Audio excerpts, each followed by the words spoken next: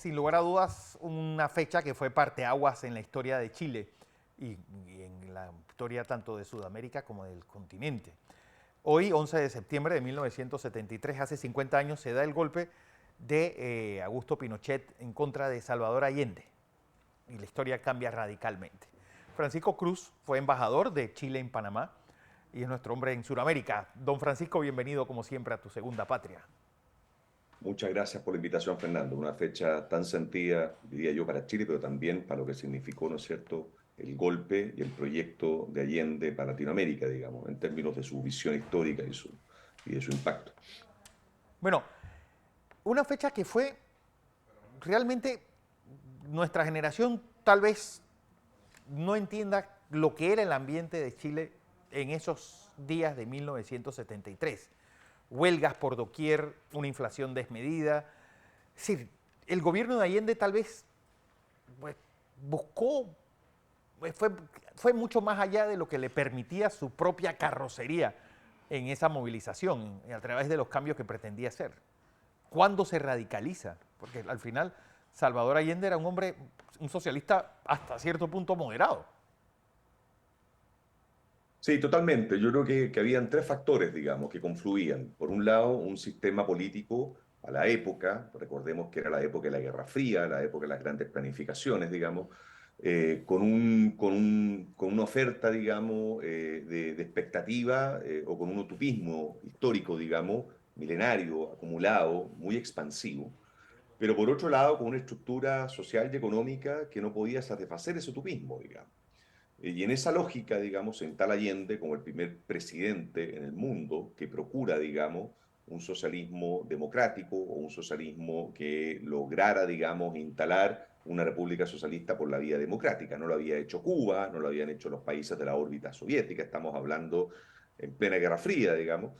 En consecuencia, el proyecto era un proyecto que trataba de conciliar estas dos cosas, un sistema político expansivo en derechos, en propuestas, con a su vez una estructura económica que no logra satisfacer eso. Y está, por cierto, el rasgo muy particular, muy propio, muy local que tú mencionas, digamos, de un presidente Allende que de alguna manera, y esto no es una frase mía, es una de las frases que he escuchado a tanta literatura que, política se ha hecho en la fecha, un presidente que era demasiado institucional para los revolucionarios y demasiado revolucionario para los institucionales, que estaba de alguna manera preso en este dilema del prisionero, digamos, donde no podía satisfacer a su propio oficialismo, ni tampoco podía de alguna manera procurar la velocidad de los cambios que precisamente su programa impulsaba. Eso también por un rasgo del sistema chileno que era de alguna manera se instaló en Chile un pseudo parlamentarismo de facto que impedía que el presidente tuviera control sobre su propia coalición.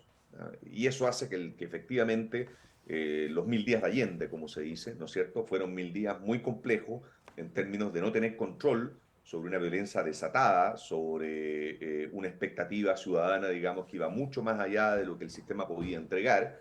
Y por cierto, hay que decirlo, con ciertas complicidades de entorno, en relación a que se construyen de alguna manera ciertos boicots para acelerar este proceso en donde las cosas no estaban funcionando como se quería que funcionaran. Yo añado un tema nomás que es un rasgo muy criollo, muy particular, y que tiene que ver con que los grandes partidos de centro, que en toda la historia democrática, recordemos que Chile hasta esa fecha siempre se decía que era la democracia más estable de Más América estable de Latina, América Latina.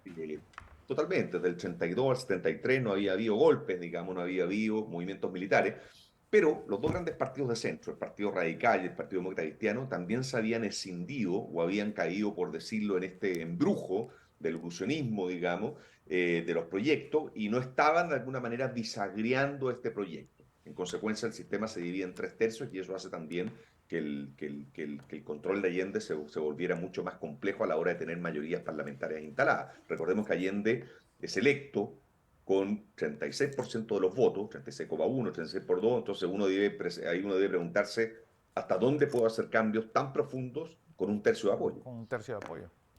Bueno, lo cierto es que viene el golpe de Pinochet, algo que yo creo que la catarsis chilena ha sido una de las más exitosas de todos los países que hemos sufrido dictaduras tan largas. O sea, la catarse Pinochet, totalmente. Yo creo que son 50 años que se cumplen hoy día, en donde uno ve de alguna manera una cierta tensión discursiva acumulada en el tiempo, un cierto revisionismo histórico, que está permanentemente intentando de alguna manera construir una visión común sobre lo que ocurrió. Que es muy difícil, porque compatibilizar, creo yo, aquí ya es una cosa de análisis tan personales, pero compatibilizar la libre investigación histórica, digamos, respecto a las causas, respecto a lo que ocurrió, con de alguna manera un compromiso democrático de mínimos comunes que compatibilice este revisionismo con las historias, con lo complejo de cada mirada, digamos, hace que la síntesis no sea objetiva, digamos.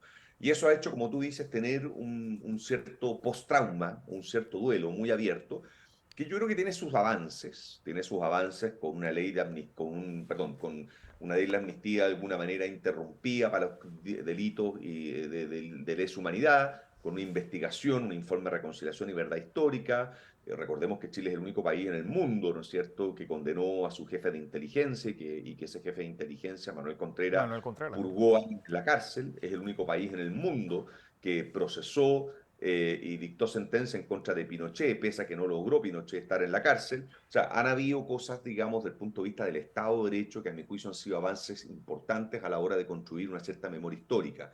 Y yo creo que hoy día, de alguna manera, el golpe militar se instala, así como se dice, golpe militar, con un cierto consenso histórico que no tiene muchas diferencias respecto a la atrocidad de lo que significa el golpe. Hay que preguntarse, al final del día, Fernando, si el golpe tiene que ser visto como una consecuencia de lo que está ocurriendo o tiene que ser visto en un continuo histórico un poco más complejo, digamos, que Sí. involucre las causas y sus efectos.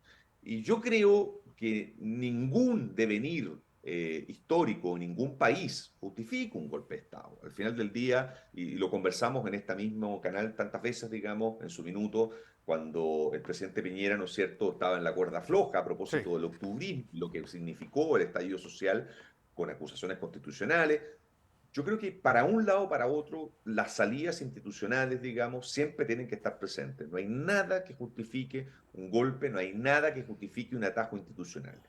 Y yo creo que esa visión ex ante, ex post, han hecho muy compleja, digamos, este post-trauma, digamos, golpe militar, porque claro, han hecho que de alguna manera los proyectos refundacionales que sacudieron, digamos, la base de la sociedad, se impongan una cierta lógica de causa-efecto y eso hace mucho más difícil que las personas cambien sus propias percepciones, digamos, cambien sus propias vivencias. Recordemos que esto fue un golpe que generó exilio, muerte, tortura, y mucha gente se fue a vivir fuera de Chile y volvió fuera de Sí. Chile. Y con esto termino. Y un dato adicional no menor, que también yo creo que incide fundamentalmente, y es cosa de ver la experiencia europea y de otros países. También es un golpe que tiene todavía, entre comillas, tiene gente que ha vivido ese duelo, que lo sigue viviendo presente. ¿Ah? Sí.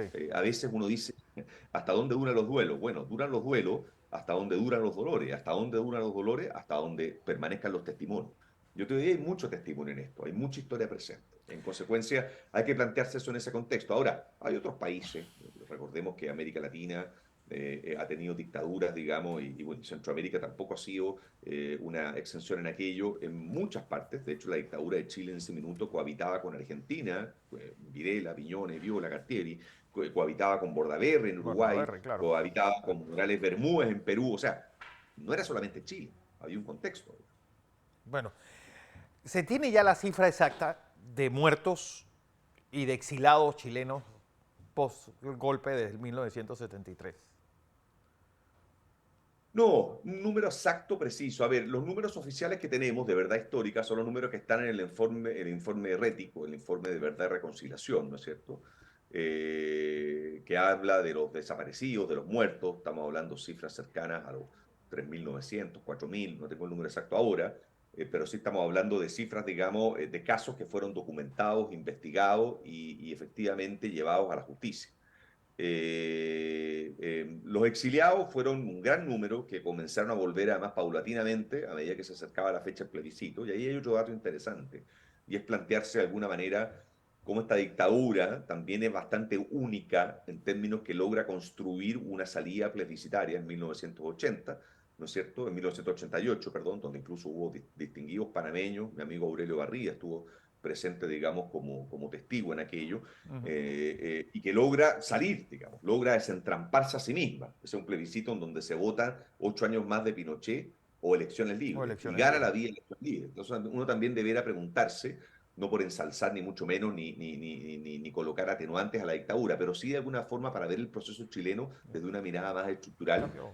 ¿Cuántas dictaduras, digamos, autoconvocan un plebiscito, ¿no es cierto? Sí. Y autoconvocan elecciones. O sea, como dicen por ahí, muchos dicen cuando caricaturizan el plebiscito 88, dicen corrió solo y salió segundo, digamos. Y Pinochet al final del día sentó las bases de su propia salida. Y también, que también es un rasgo particular de la dictadura chilena y que también incide en los dolores y en las formas de procesar eso históricamente, tiene que ver con el rol que tuvo Pinochet después de abandonar el poder. A diferencia de otros países donde los militares fueron juzgados inmediatamente, el caso de Argentina, el caso de Uruguay, o donde mueren los dictadores, el caso de Franco en España, Pinochet permaneció vivo. Sí, Y permaneció vivo en altos cargos. 12 años Pinochet más quedó como senador 8 años vitalicio, más, como jefe del exacto, 8 años ejército. más como comandante en jefe y después senador vitalicio hasta que lo detienen en Londres. Entonces, en síntesis, tuviste a un Pinochet protagonista de la historia por 10 años más después de abandonar el poder. Entonces, Sí. ¿cómo? Y eso es el mérito de los demócratas que llegaron después del poder. Nos estamos hablando de Elwin en Chile, en Panamá gobernaba Endara en ese minuto. ¿Cómo tú reconstruyes de alguna manera, ¿no es cierto?, democráticamente esa transición con esos dolores y con el protagonista, entre comillas, de los horrores todavía presente en el itinerario constitucional. Así es. Francisco Cruz, como siempre, un placer hablar contigo y conversar de esta fecha tan importante para el pueblo chileno. Muchas gracias y aprender, digamos, más que el caso de Chile, lo complejo que son las Sí. dictaduras, pero también lo sensibles que son las democracias, ¿no? El presidente Lago decía en una entrevista, y con esto termino, que las democracias son tan sensibles como la vida humana o como una plantita, que hay que regarlas día a día, pero que efectivamente se te estropean o se te marchitan de un minuto para otro. Esto tiene que ver con los dolores de la democracia, pero también con los riesgos, digamos, y con las debilidades, perdón, con los horrores de la dictadura, pero con los riesgos y las debilidades de las democracias. Así es. Francisco Cruz, como siempre, gracias.